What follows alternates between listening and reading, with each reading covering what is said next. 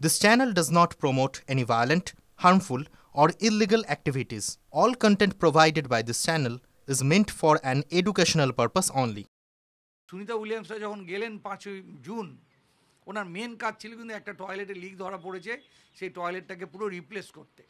একটা পুরো টয়লেটের সেট নিয়ে গিয়েছিলেন যাতে এই মডিউলটাকে, সবই তো মডিউলের মতো, এই মডিউলটাকে খুলে নিয়ে আরেকটা মডিউল ঢুকিয়ে দেয়।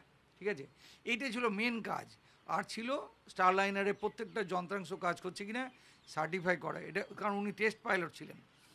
নাসাও চাইছিল যেন এই টেস্ট পাইলটটা এটা যেন সাকসেসফুল হয়। সুনিতা উইলিয়ামসও চাইছিলেন যেন উনি সার্টিফাই করতে পারেন পজিটিভ। বোয়িংও চাইছিল।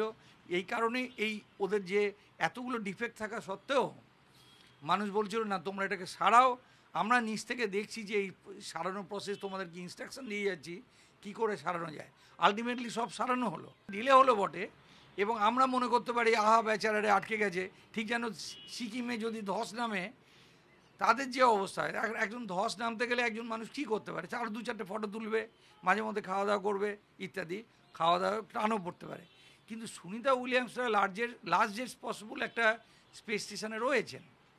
এটা একটা ভাগ্যের বিষয় একটা দিন কাটানোর জন্য। সেখানে উনি 9 মাস ধরে কাটিয়েছেন।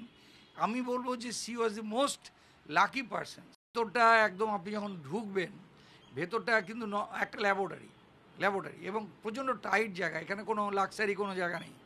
এবং যে জায়গাটুকুর মধ্য দিয়ে ছোটো করছেন আর কি, প্রায় 4 ফুট মতো মাত্র একটা জায়গা, যার মধ্য দিয়ে ওরা অ্যাকচুয়ালি ভেসে বেড়াতে পারে। মানে একজন যখন ভেসে বেড়াচ্ছে আরেকজনকে একটু সরে যেতে হচ্ছে, কারণ লাক্সারি নেই।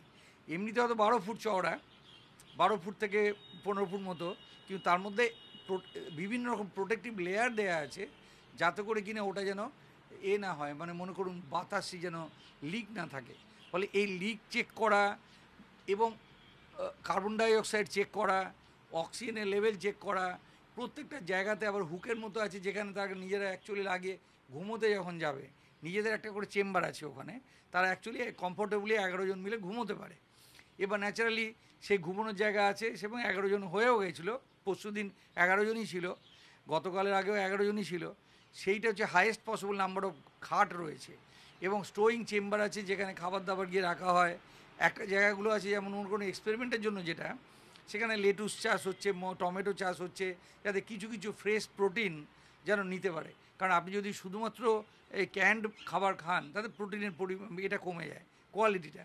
ফলে এই যে সুনিতা উইলিয়ামস মনে করুন এই যে 60 কিলো মতো ওজন, তাকে 1 গ্রাম করে প্রোটিন প্রতিদিন নিতেই হবে বডির ফাংশনটাকে নর্মালের জন্য। অর্থাৎ এই 60 গ্রাম প্রোটিন পাওয়ার জন্য আপনাকে হয়তো 3 কিলো খাবার দাবার খেতে হবে, সে 1 গ্রাম 60 গ্রাম প্রোটিনের জন্য।